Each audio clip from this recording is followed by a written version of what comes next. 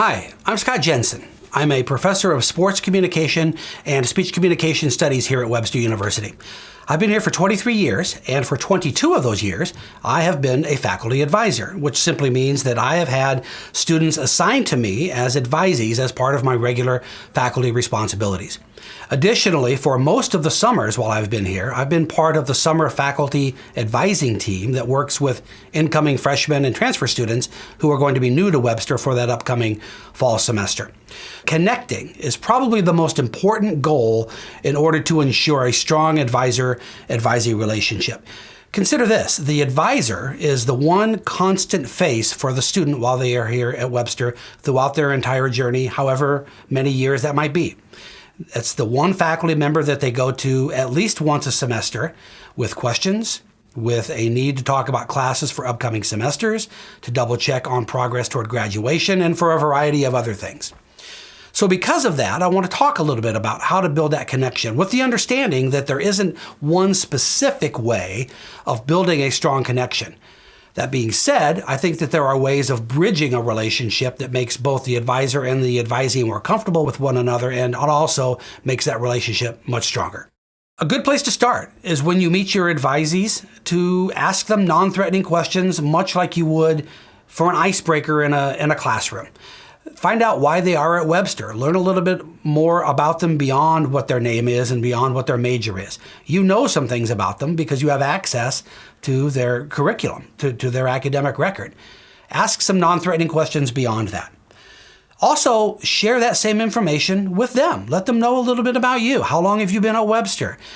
Things that you're comfortable sharing. If you have kids, it might be that your office tells that story. Maybe you have pictures of family or pictures of hobbies, places you've traveled. Your bookshelves certainly will indicate an interest in your reading and studying and scholarship. But go a little bit beyond that. Disclosure is the way we build relationships with people, and it's no different for an advisor and an advisee. Learn a little bit about why they are in the program that they're in. It's not enough to know that they are a public relations major or a political science minor. Find out a little bit about why they're making those choices. That's part of getting a little bit into who they are as students. Along with that, talk a little bit about what they want to do when they grow up. What are their career goals? Maybe they don't know, and there's certainly nothing wrong with that. There's certainly nothing wrong with changing a major. But at the same time, getting them to think a little bit about what they want to do and giving you some insight into what they hope to do with their major and their minors and their certificates, their curriculum, gives you greater insight as an advisor and makes it easier for you to talk to them about electives and other choices that they're going to be making along the way. Have a conversation about school-life balance, particularly when you have advisees who are new to Webster, new to college. Talk to them about things like spending an average of 3 hours outside of class for every 1 credit hour in which they are enrolled. Talk to them about the need to think about their jobs and their family responsibilities and their hobbies as well as what they're doing in school, and find balance.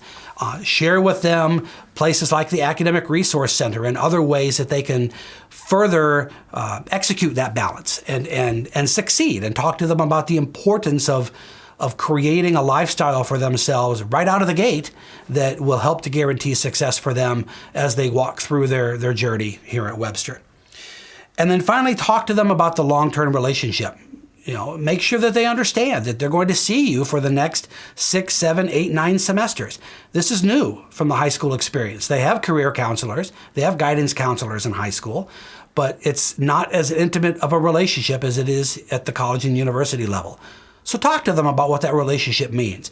Talk to them about how they can make contact with you, the best ways to make that contact, your preferred ways of communicating when you're in the office, the things that they can bring to your office, whether it be issues with dropping a class or whether it be struggles with how to study, needing to know particular resources on campus. Help them to understand the ways that you can facilitate their journey as students at Webster, and make sure that they have a good understanding that that relationship is going to be a long-term relationship. Anything that you can do at the very initial point of connecting with them makes it much easier for them and for you to build that relationship. And frankly, it gives them a degree of comfort, or certainly it has the potential to help them rest a little bit more comfortably knowing that they have somebody in their corner and that there is a place where they can go when they need answers to questions.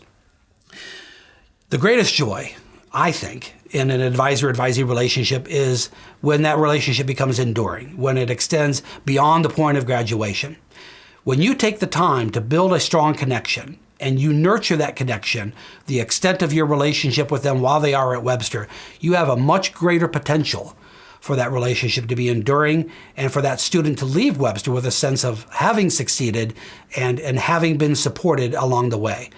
And that's the impression that we want to create for our advisees as their faculty academic advisors.